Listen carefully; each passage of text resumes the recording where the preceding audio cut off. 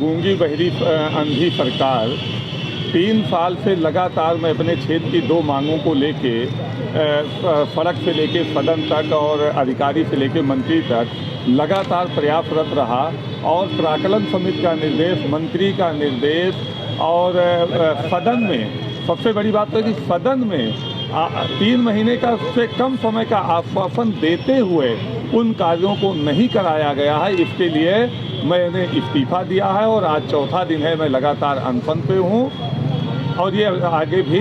और आज मैं आप लोगों के सामने घोषणा करता हूँ कि ये सरकार अगर नहीं मानती है तो कल सुबह प्रातः से मैं आमरण अनशन पे जा रहा हूँ।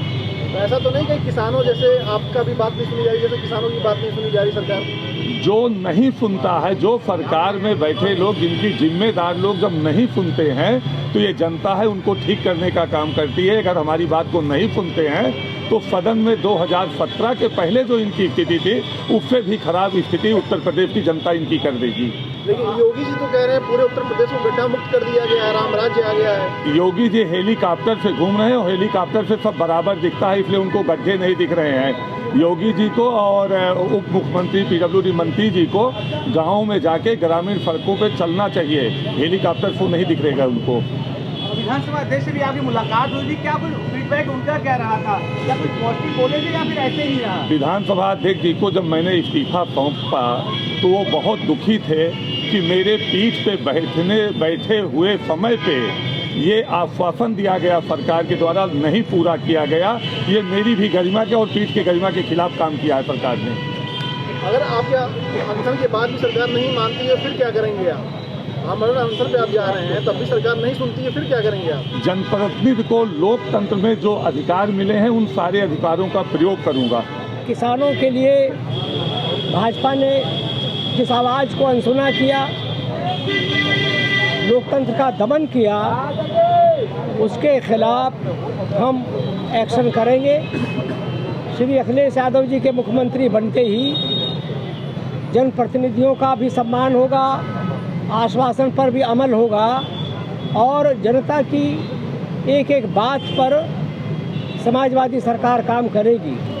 अभी लखीमपुर खीरी में जिस तरह की घटना हुई है वो बहुत ही लोकतंत्र के नाम पर धब्बा है और आज तक भी पीड़ित परिवारों को कोई इंसाफ नहीं मिला है। इसलिए समाजवादी पार्टी के राष्ट्रीय अध्यक्ष श्री अखिलेश यादव जी ने आज ये अपील की है कि जिनकी शहादत हुई है, जिनको कुचला गया है, जिनकी हत्या की गई है, किसान और नौजवानों को, उनकी याद में स्मृति दिवस के तौर पर एक दिया पूरे प्रदेश में हमारे पार्टी के कार्यकर्ता जलाएंगे। और हमारा जनता से भी ये निवेदन है कि वो भी एक दिया उन किसानों के लिए, उन नौजवानों के लिए जो टायरों के नीचे कुचले गए, जो किसान निर्दोष किसान थे, उनके लिए आज एक दिया जलाएंगे। पिछले 4.5 वर्ष से ज़्यादा समय से ये सरकार काम कर रही है। बिना काम किए ही सरकार बता रही है हम काम कर रहे हैं। किसानों की बात नहीं सुनी गई, MSP नहीं दिया गया, किसानों की आमदनी दुगनी नहीं की गई, बुनकरों के साथ अत्याचार किया गया, एक भी यूनिट बिजली का उत्पादन नहीं किया और घर घर में अंधेरा है, सिर्फ कुछ दिए जल जाए उससे काम नहीं चलेगा। हर घर में दीपक हो, हर घर में उजाला हो, हर घर में रोशनी हो, प्रत्येक नौजवान और किसानों के जीवन में उनका एक प्रकाश का रास्ता बने, अन्याय समाप्त हो, दमन का रास्ता समाप्त हो। लोकतंत्र को पुनर्जीवित करने के लिए समाजवादी पार्टी के राष्ट्रीय अध्यक्ष श्री अखिलेश यादव जी चुनाव के मैदान में हैं। 2022 में समाजवादी सरकार बनेगी।